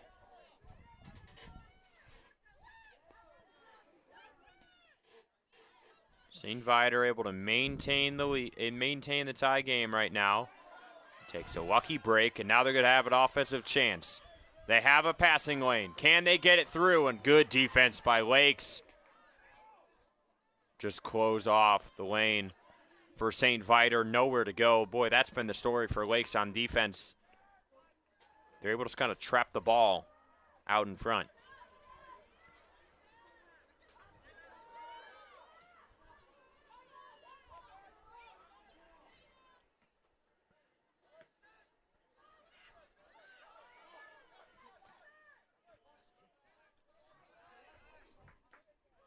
The home stretch here at Adams Field, things all tied up. You see both teams kind of staying in that midfield area, trying to find a spark on either side of offense.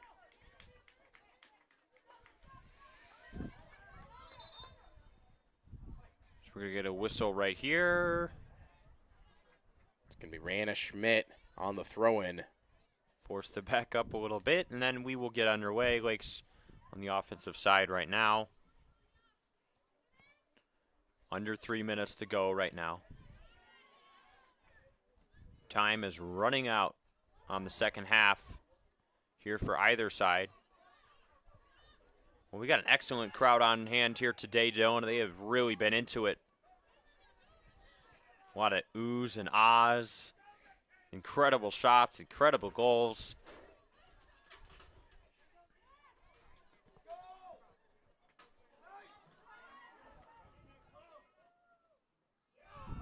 And that one's going to be deflected into the hands of the Deerfield players past the goal. Approaching the final 2 minutes. St. Viator defense continues to lock down Lake's explosive offense.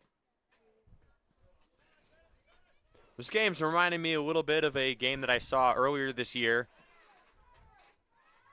Women's soccer matchup out at Butler University against Villanova. And right at the end, Butler was able to score a goal from 30 yards out. So they had a monster chip shot goal from Talia Summer. And that's been the story that we've seen from St. Viator here today and what they have used to kind of come back and stay in this game. And we'll see if they have a third one in them.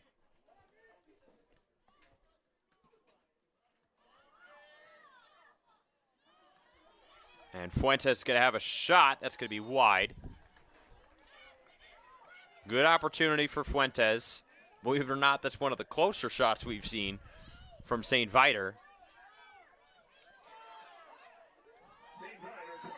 And they're going to rule a corner kick right here. There's some confusion. Grace Coughlin thought she was going to have a goal kick. But that one got deflected. You're welcome. Taking the corner for his St. Viator, number 12, Lily Kanopka. We're going to have a last-second switch on the corner kick. Number 9, Allison Bullock. About 40 seconds of shaved clock there from all of the confusion and mistakes. The corner kick. That one just misses about 3 heads on the way down.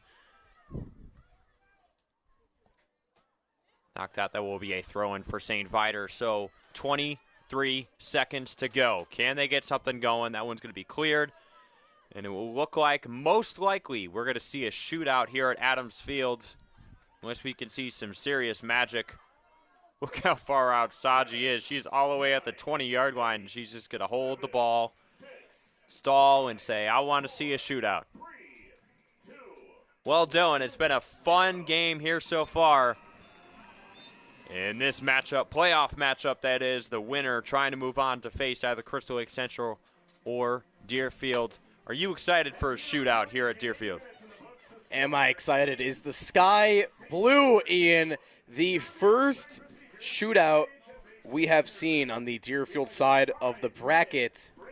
2-2, and I can't say this was how I expected the outcome to be of this game. We saw Lakes 10 minutes for each half. For a total of 20 minutes, halfway through, we will have a 2-minute break. If we are tied after correction. There is not going to be a shootout. penalty kicks in 5 rounds. So the clarification coming in from Sam Schwartz here, instead of a shootout, we will actually have 2 10-minute periods. At the conclusion of those periods, then we will move on to a shootout. So we will see 2 overtime periods of 10 minutes. And we will go back and show you those overtime periods soon. Ian Van Every, Dylan Traeger from Adams Field.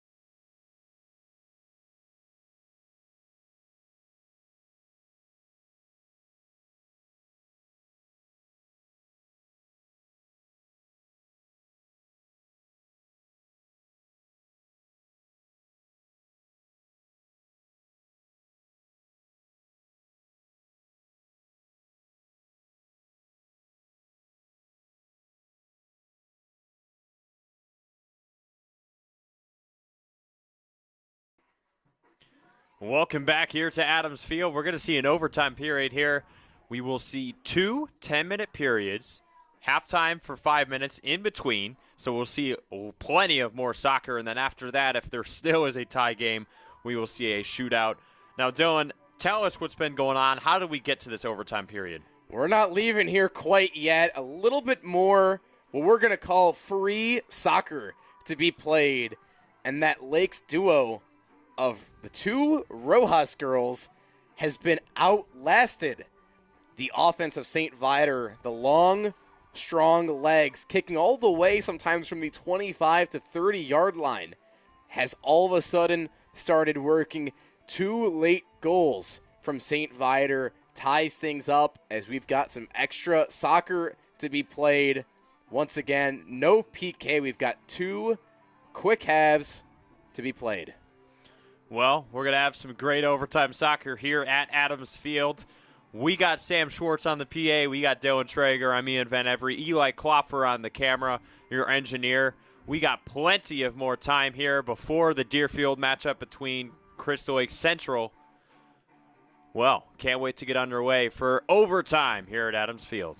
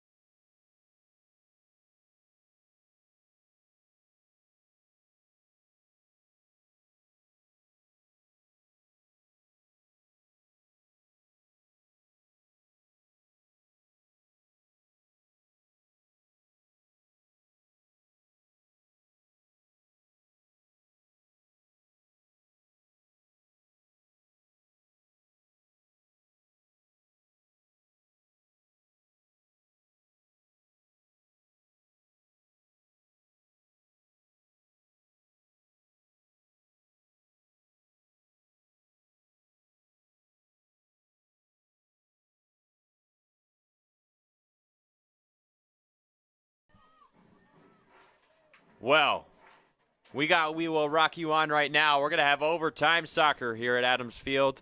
Lakes and St. Viator. The goalie for Lakes, it looks like that is Grace Coughlin making her way back onto the pitch. The second half goalie for the Eagles, and then, of course, we will see another 20 minutes. And once again, to clarify those OT rules, there will be 2 overtimes have played, each one consisting of 10 minutes. That's 20 minutes of soccer with a brief halftime in between as we are underway. We're going to call this free soccer. Nothing better than it. Yeah, we will. Got a lot of soccer here on hand, and we got another game coming up after this, of course. So Deerfield and Crystal Lake Central will have to spend a lot more time on the sideline warming up than they originally anticipated. It is obviously still running clock in these 2 10-minute periods for overtime. And then we get 5-minute intermission in between. The lights have been turned on. Adams Field still is pretty bright out. A little bit of wind, 65 degrees. Some great weather for May playoff high school athletics. Well, the crowd is growing now for all the people that wanted to see Deerfield and Crystal Lake Central up next. It is getting packed here at Adams Field. Apologies, we actually have a 2-minute halftime intermission in between.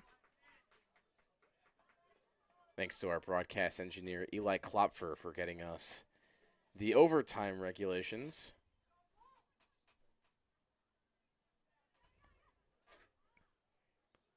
Well, so far it's been a slow start to the overtime right now in terms of offensive production for either side. We'll see if that will change.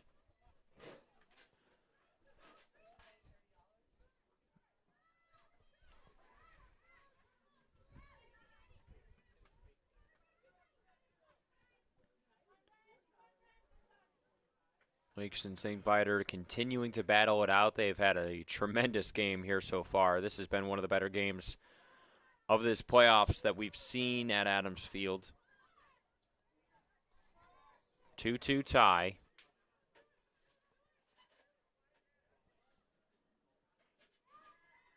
Lakes and St. Viator with the same attempts, shots on goals and saves as each other. 14 attempts on both sides, 7 shots on goal on both sides, and 5 saves. The only difference, St. Viator 3 corners, Lakes 2 corners. The two teams producing similar stats while both having completely different offensive play styles. We've seen St. Viator taking a lot more shots from deep, looking between the 20 and 30-yard line. Lakes being a little more crafty and quick, a lot of good footwork, getting closer to the goal and taking advantage of the shots they've been getting.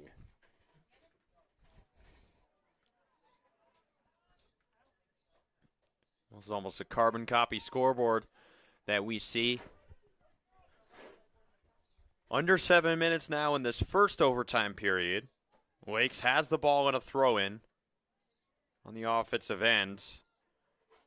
Man, a tough task for Lakes trying to find a way to score on Judith Saji, who's just been tremendous today. As we're going to see a scoring chance right here for Lakes. That is another Rojas on the left side, and it's going to miss the goal. Man, the Rojases have been controlling the offense.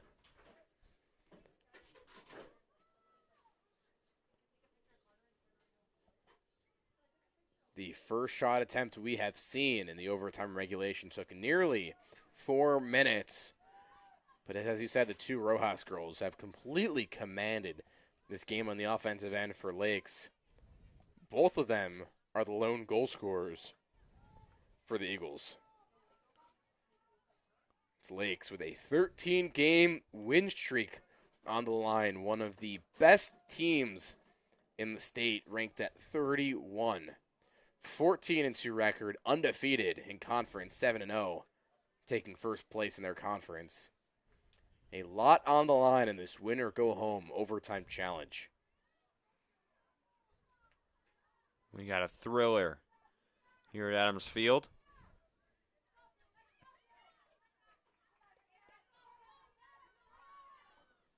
Not sure if we expected a game like this going into it. Wake's trying to hold on to that long win streak. With the way this game started and how the first 20 or 30 minutes looked, I'm not sure I would have believed you if you said St. Viator would produce 2 goals and catch up on fire on offense. Their offense really looked pretty frozen and unalive early on in the first half. A lot of distance shots, and they've really found a groove and made it work. Here's Fuentes going to try and get another shot from way back at Tony Subs, and that's not going to go in. As I was saying, those long-distance shots, St. Viator loves them. Fuentes producing another one. Lakes picks up their 15th attempt of the game. St. Viator copies it with their 15th. Both teams just 1 shot attempt in the OT half thus far. But once again, a reminder, 2 OT halves being played 10 minutes each with a 2-minute break in between, a 2-minute rest break in between. It's 20 minutes of free soccer scheduled at Adams Field. No shootout right now, no sudden death. 20 minutes to go.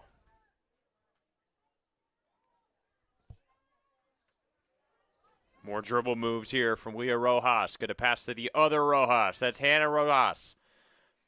Another scoring chance for Lakes. Will they score is the question. Well, the Rojases are on the other side of the field. Good play by Judith Saji. A strong defensive stop there from Allison Bullock. St. Viator senior really pressuring offensive players to the corner, doing anything she can to stop the ball. Both teams really battling out here.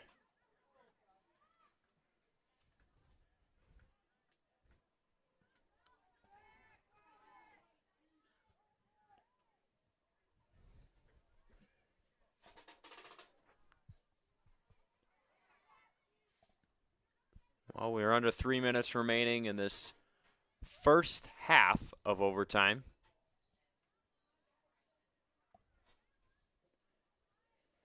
So far, we haven't seen as much energy or offensive spark as we saw in that second half of regulation earlier. Those goals coming from St. Viator and Lakes. Lakes substitution. Back onto the pitch, number 23, Heidi Mueller. Heidi Mueller will make her way back onto the field for Lakes.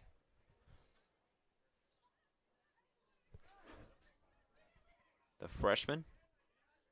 See if she can get anything going for the Eagles. A very quiet offensive overtime half from both sides. Lakes with just 2 shot attempts.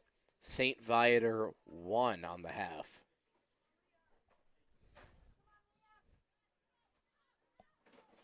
This win or go home sectional semifinal. The winner of this game will play Friday at 4:30. Here's Hannah Rojas with a shot. That's going to be another save for Judith Saji. That was one of the weaker shots we've seen from Lakes here today. Saji is going to send one sky high as that one just blasts off right towards midfield.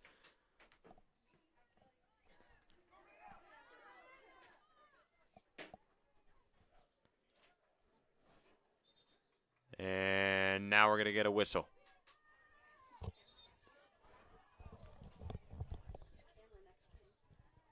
Down to the final minute nearly of the first half. There will be a 2-minute break before the second half of overtime. You're welcome.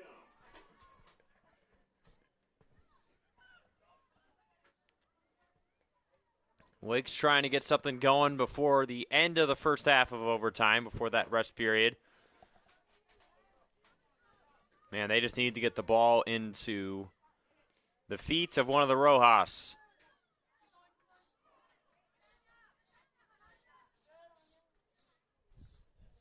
27 seconds to go. The ball is just kind of flying within this little Lakes, a team that opened this game circle. looking really exciting on offense, has just completely changed their tone.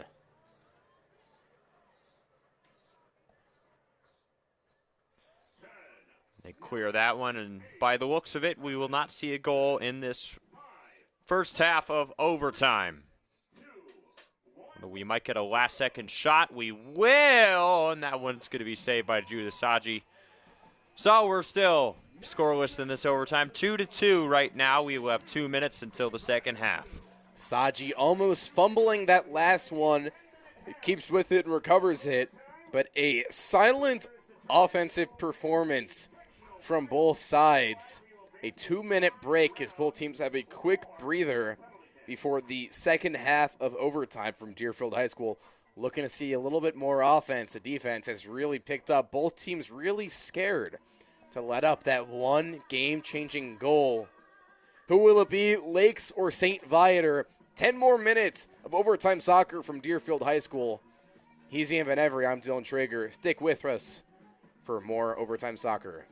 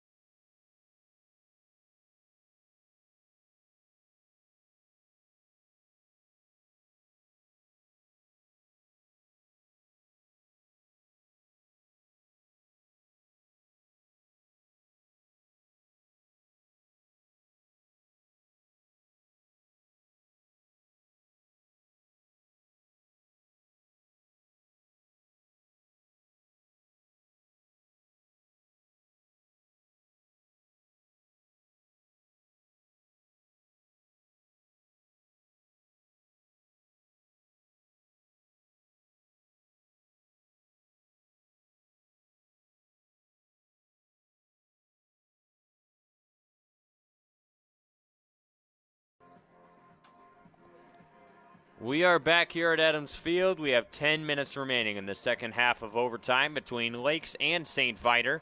2-2 tie. Remember, after this, if there is no score, we will go to a shootout. That will be the best of the first 5 rounds of the shootout or more if there is no decisive winner by that point. And if we're going past 5 rounds at that point, you got to ask yourself, how long are we going to go and how much battling do we need to do just to find a winner? Also can ask yourself, how much more will that Deerfield Crystal Lake Central game be delayed if it goes past 5 rounds of PK? But we'll get there when we get there.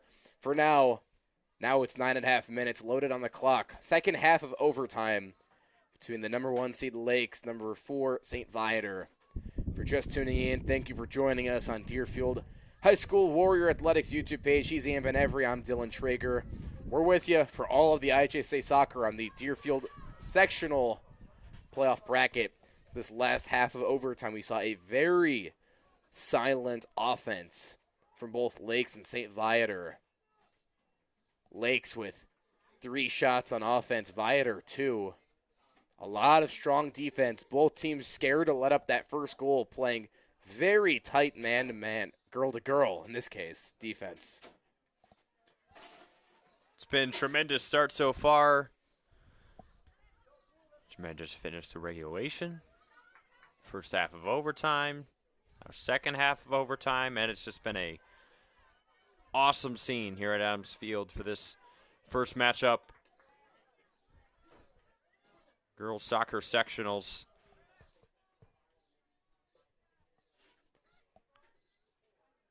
I would say it becomes an interesting case because the rules of IHSA playoff soccer, each team preparing to warm up only gets so many minutes they can practice and get stretched out. But this Deerfield team and Crystal Lake Central have been behind the turf for quite some time, stretching and getting warmed up back there. So it's an interesting case going on today. It'd be interesting if you want to go over there. At this point, you might expect some players to pull out some pillows, start taking a nap before this game. They have been over there for quite a while. It's also increased this crowd here on hand. Crowd has been into it so far today. It's been an excellent showing.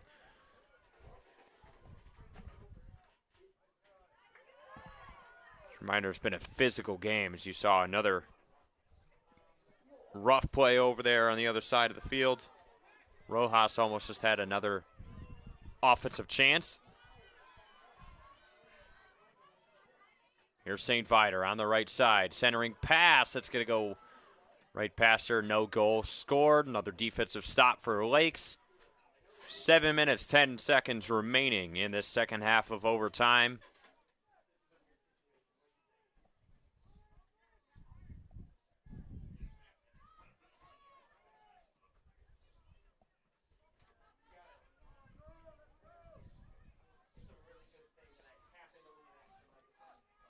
Both teams without a shot attempt past the first 3 minutes.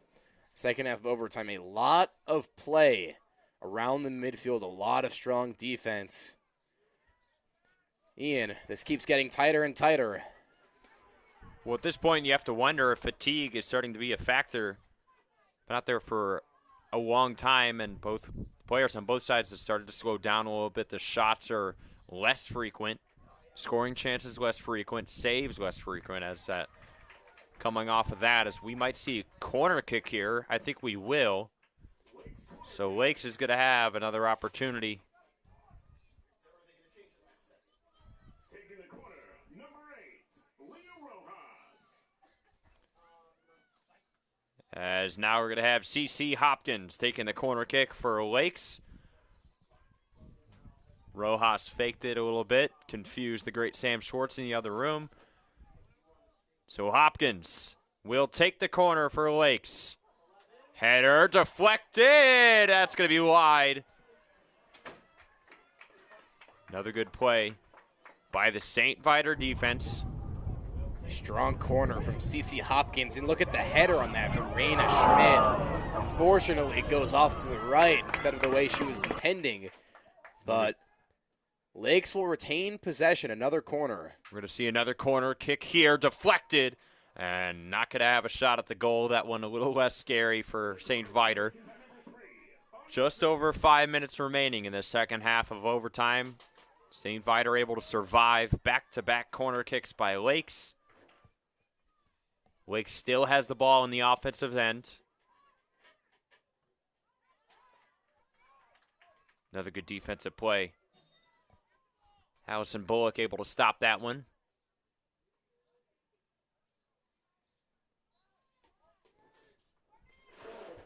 More than halfway through the second half of OT. And Lakes has had their fair share of chances, as that looked like a handball from Kate Ziepka. That looked to be a handball. You heard the crowd reaction there. Nothing called. There's been a lot of frustration from these fans here today. Officials are just kind of letting them play. A lot of officials from the stands, as some might say.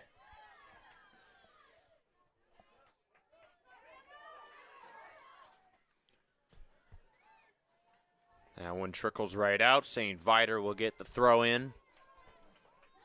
4 minutes remaining. Viator trying to get the ball out of their defensive end.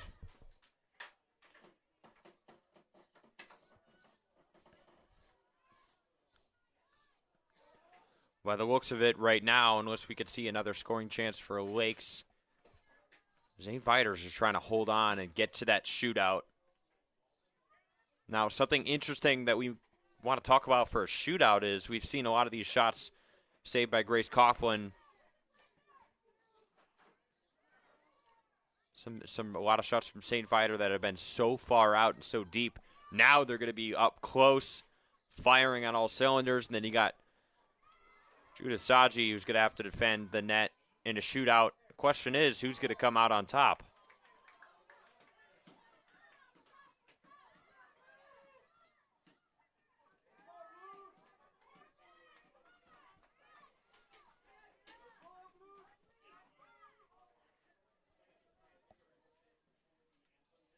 A quiet couple of last minutes. Lakes with a few opportunities to get ahead one last time, unable to succeed. Ticking down to the last couple minutes for either team to make something happen.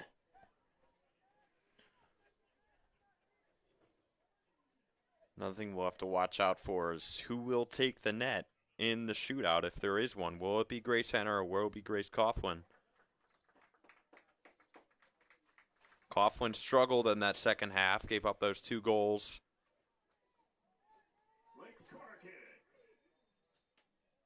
Lakes getting their third corner kick of the second half OT. Countless opportunities to take advantage here. Here's the corner kick coming in from Lakes. Deflection. Look at that save. Judith Saji just came flying out of nowhere and punched that ball right out of the zone and maintains the tie game.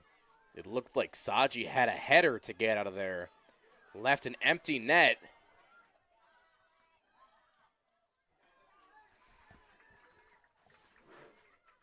What a job by St. Viator right there, able to push it back to their offensive end and forces Lakes to knock it right out. And there's going to be a throw-in coming up here. St. Viator with a little bit of a chance. It'd be huge if they could capitalize. A shot for St. Viator, deep one, caught by Coughlin. Lily Konopka with the shot there. Another deep one, almost looked to be from the 15 or the 20. St. Viator continues to deal out the shots they love, always deep ones. That's their 16th attempt of the contest, 9 shots on goal. They've taken 4 less attempts today than Lakes.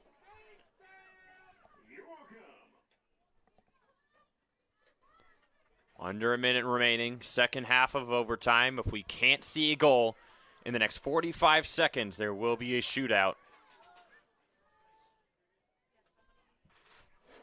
Ball continues to roll around in no man's land.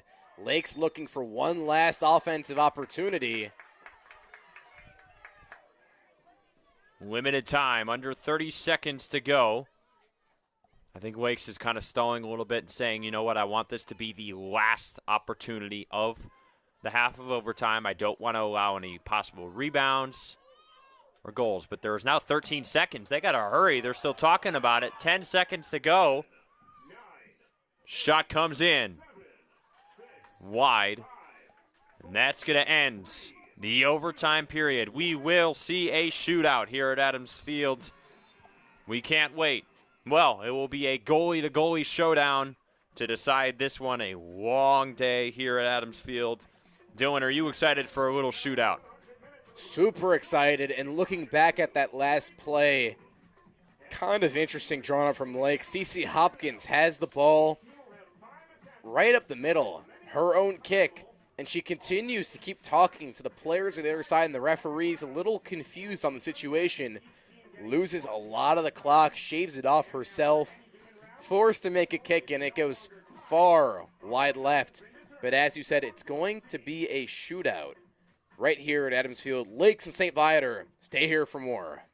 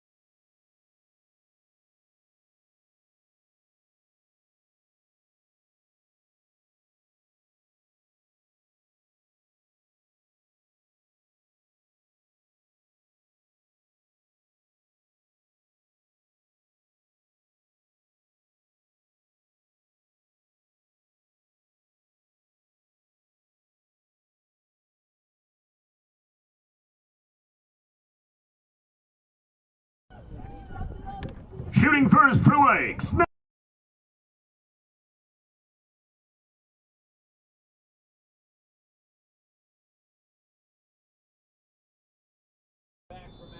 It is the shootout. First attempt is going to be a goal for Lakes. Susaji not able to defend the first one. Now we will get the second shot attempt. St. Viator is going to come up now. That is number 5, Ziepka. The shootout's going to work a lot like an NHL-style shootout. They will alternate shots for the first 5 rounds. If there's not a decisive winner, then we will go to sudden death rounds. Here's a shot from Ziepka. That one is in. And For St. Viator. first 2 shots. Number 5, Kylie Ziepka. So we got 1 and 1. Both goals to start it off for both sides. Michaela Hopkins from Lakes nails the first one. And Kylie Ziepka gets the second one to go, even it out at 1 apiece. Here's Ella Sager. The nerves rolling. The shot is in. Out of the reach of Saji. Sager's going to get the goal. So now the first 3 shots that we've seen here in this shootout period have all gone in. And now, by the looks of it, that will be Franny Drake to take the second shot for St. Viator. Shot from Drake is in on the right side.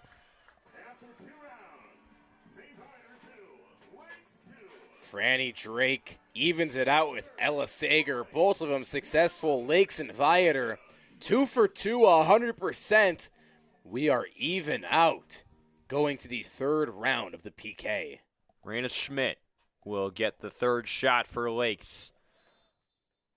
Against Judith Saji. The shot saved by Saji. Big save. Remember now, Grace Coughlin will have to save this one. Otherwise, it's going to be a really tough time. You get 5 rounds. And now to take the shot and try and give St. Viator the lead in this shootout is going to be Lily Konopka. Shot from Konopka is in. Big shot, big goal for Konopka. St. Viator has the goal. And they just need to stay ahead for 2 more rounds to snap this 13-game winning streak for Lakes.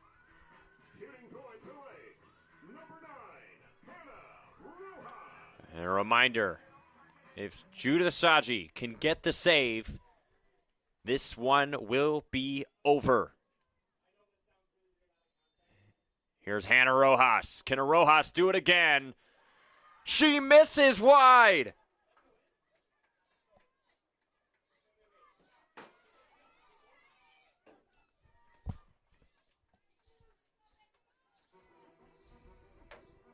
She misses wide. It's going to be... Correction, she did score that one. That did go in. They're going to give her the goal right there. So Lakes has another chance. But a goal for St. Viator. That's going to end it.